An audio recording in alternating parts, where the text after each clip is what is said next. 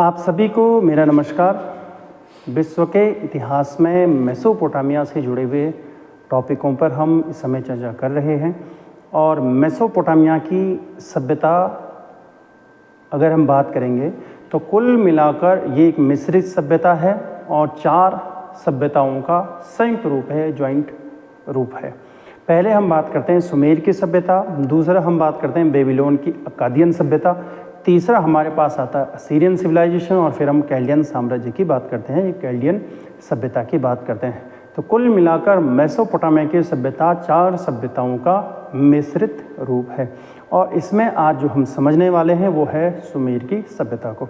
तो step by step हम देखते हैं, जैसे हम सुमेर की सभ्यता को देखते हैं, अक्कादियन बेबीलोन की सभ्यता को देखते हैं, असीरियन की सिविलाइजेशन को देखते हैं और कैल्डियन सभ्यता को देखते हैं। तो आज जो हमारे पास है वो हम पढ़ने वाले हैं सुमेर की सभ्यता को। तो सबसे पहले हम इतिहास किसी चीज़ को अगर आंकता है तो वो स्रोत के आधार पर आंकता है। तो इसलिए इतिहास सही तरीके से इतिहास के पटल पर अगर किसी चीज़ को परखना है तो उसके लिए हमें स्रोत की आवश्यकता पड़ती है। तो यहाँ पे भी जब हम इस सभ्यता को देखना चाहते हैं तो इसमें हमें स्रोत की आवश्यकता पड़ती है। तो सबसे पहले जो स्रोत हमारे पास है बेरूसास का हमारे पास स्रोत है।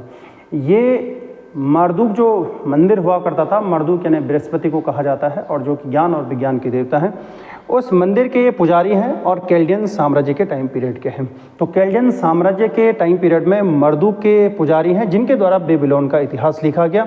230 ईस्वी पूर्व में ये एक्यूकस सोटर एक राजा का नाम है कि वो कैल्डियन साम्राज्य का शासक है। उसके टाइम पीरियड में ये चर्चित विद्वान व्यक्ति रहे हैं जिनके द्वारा बेबीलोन का इतिहास लिखा गया है और उस इतिहास से हमें जानकारी मिलती है सुमेर की सभ्यता की। दूसरा नेबोनिडिस नाम के एक राजा रहे, ये भी कैल्डियन साम्राज्य के शासक रहे। इन्होंने भी अभिलेख लिखवाए हैं और उससे भी हमें सुमेर की सभ्यता की जानकारी मिलती है।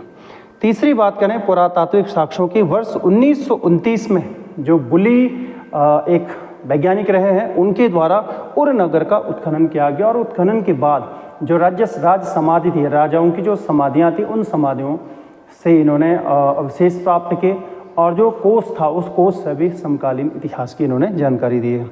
शिकागो और फिलाडेल्फिया यूनिवर्सिटी ने 1948 में खुदाई करवाई है निपुर नामक शहर के और यहाँ से भी सुमेर की सभ्यता की उन्होंने जानकारी प्राप्त की है।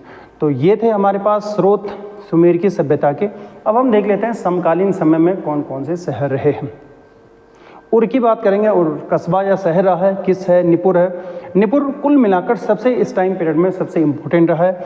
आने वाले टाइम में समय समय पर अलग अलग कस्बे जो हैं वो राजनीति के केंद्र बने, लेकिन इस टाइम पे निपुर ज़्यादा फेमस रहा है, इसीलिए इसे सर्वप्रधान नगर कहा जाता है और एन लिल इसका मुख्य देवता था। एरेक शहर है, एरिड है, लारसा है, लगास है, निनिवे है। तो ये कुल मिलाकर कुछ चर्चित शहर हैं। आगे अब हम बात कर देते हैं कि एक अभिलेख मिला है, पाषाण एक अभिलेख है, गिद्ध या गिद्ध, जिसे गिद्ध को गिद्ध भी कहा जाता है। तो एक पाषाण यानी पत्थर पर एक अभिलेख प्राप्त हुआ है। इसका जो संबंध है वो लगास के राजा एनातुन से है। तो लगास के राजा एनातुन रहे, उन्होंने इसका निर्माण करवाया है। एक विजय के उपलक्ष्य में उनकी जो विजय थी, उम्मा एक राज्य था, उम्मा पर उन्होंने विजय प्राप्त की थी और विजय प्राप्त करने के बाद उन्होंने इसका निर्माण करवाया था। अब इस टाइम पीरियड के जो उनके देवता थे, लगास के जो निग्रसु जो देवता है को लगास का राज चिन्ह धारण करते हुए दिखाया गया। लगास का राज चिन्ह उनके पास है, ये उनका देवता है, नगर जो देवता है। और साथ में गिद्ध द्वारा मृत सैनिकों को खाते हुए दिखाया गया। इसे गिद्ध अभिलेख इसलिए कहते हैं क्योंकि इस पर गिद्ध दिखता है और मरे हुए सैनिकों को खाते हुए इसमें दिखता है। तो ये अभिलेख का जो संबंध है वो सुमेर की सभ्यता से है। आगे हम बात करते हैं इनके राजवंशों की बात करें तो उर राजवंश फेमस रहा है, 2500 ईस्वी पूर्व का है। सुमेर की सभ्यता का सबसे इम्पॉर्टेंट या सबसे पहला अगर हम बात करें तो उर राजवंश ने ही सुमेर का नेतृत्व किया है। कुल मिलाकर यहाँ 4 राजाओं के बारे में हमें देखने को मिलता है। उनमें पहला राजा मेस अन्नेपद नाम का एक राजा है, जो कि हम ये कह सकते हैं कि सुमेर की सभ्यता का या फिर मेसोपोटामिया की सभ्यता का पहला शासक इसे हम कह सकते हैं। यहाँ की ना राजाओं की जो समाधियाँ थी, जो कब्रें थी, उन कब्रों से सोने और जवाहरात मिले। इससे हमें ये पता लगता है कि इस टाइम पीरियड के जो लोग हैं वो देवी सत्ता को स्वीकार करते थे और उनको ऐसा लगता था कि मरने के बाद पारलौकिक जो चीज़ें होती हैं उनमें भरोसा करते थे और सोना चांदी और जेवरात ये अक्सर रखा करते थे। एक इम्पॉर्टेंट चीज़ यहाँ से मिली है, जो उर का जो पताका है, उर वंश का जो पताका है, जो समाधियों से प्राप्त मिला है, जो ये समाधियाँ थी, जो कब्रें थी, उन कब्रों से उर का पताका मिला है जिस पे कहीं चित्र अंकित हैं और इस टाइम पीरियड का एक महत्वपूर्ण निर्माण हम इसे कह सकते हैं कि एक निर्माण जरूर यहाँ से प्राप्त हुआ है। आगे अगर हम बात करेंगे अरेक का जो राजा रहा है लूगस जग्गिस, ये बहुत ही चर्चित शासक रहा है जिसने अरेक और अपने आप को अरेक और सुमेर का शासक इसने घोषित किया है। अरेक को इसने अपनी राजधानी बनाया और लगास जो था, लगास का इसने एक प्रकार से समूल नाश कर दिया था। आगे जाके जब हम देखते हैं सुमेर की सभ्यता का समापन होता है, करने वाला सारगन फर्स्ट है। सारगन फर्स्ट जो कि अकाद शासक है, उसने लूगस जग्गिस को मार दिया था, यानी एक प्रकार से इसको फिनिश कर दिया था, लगास राज को फिनिश कर दिया था, अरेक को फिनिश कर दिया और फिर एक नया सभ्यता, एक नया राज्य उसके द्वारा स्टार्ट किया जाता है जिसे हम अकाद वंश कहते हैं। आगे अगर हम बात करेंगे धार्मिक, इस टाइम पीरियड में धार्मिक कौन कौन सी बातें थी। समाज का धर्म की ओर झुकाव होता है, इसका मतलब ये लोग धार्मिक थे। प्रारंभ में एक ईश्वरवादी थे, एक ईश्वर में विश्वास करते थे, लेकिन समय समय आगे बढ़ता जैसे गया तो इन्होंने अलग अलग चीज़ों के जो प्रतीक हैं उन प्रतीकों को इन्होंने मानना शुरू किया। प्राचीन इमारत है इनको का मंदिर, इनको जिसे पृथ्वी का देवता कहा जाता है और ये मिला है एरिडू नामक शहर में। एरिडू नामक शहर में इनकी का मंदिर मिला है और इनकी पृथ्वी का देवता इस टाइम पीरियड में है।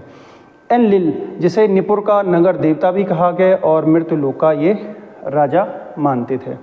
जैसे निगरुस की बात करें, निगरुस सिंचाई का देवता था। मारदुक बृहस्पति जो ज्ञान और विज्ञान का देवता था। समस ये लोग सूर्य को कहते थे और अनु आकाश का देवता कहलाता था। इया जल के देवता थे। आबू कृषि का देवता था। नाबू न्याय का देवता था। नरगल यानी हमारे यहाँ जैसे बार आते हैं वो उनके यहाँ भी है। नगरल मंगल को कहते हैं जो कि युद्ध का देवता था। और निकार साख दुखियों की माता के नाम से जाने गए हैं। एक इम्पॉर्टेंट चीज़, नगर का जो संरक्षक देवता था उसे नन्नार कहते थे जो कि चंद्रमा है। कुल मिलाकर हमने देखा स्टार्टिंग समय में ये एक ईश्वरवादी थे और जैसे जैसे समय आगे बढ़ता गया वो बहुदेववादी हुए हैं और जिसमें अलग अलग हमें देवताओं के नाम मिलते हैं। अब इस टाइम पीरियड में सुमेर की सभ्यता में महिलाओं की कैसी स्थिति थी? विवाह प्रथा अस्तित्व में आ चुकी थी। दूसरा, विवाह में मिलने वाला जो दहेज था उस पर वधू का अधिकार क्लियर हो चुका था, उसको ये अधिकार प्राप्त था। स्त्री स्वतंत्र रूप से व्यापार कर सकती थी, तो स्त्री को यहाँ पे व्यापार करने की आज़ादी है।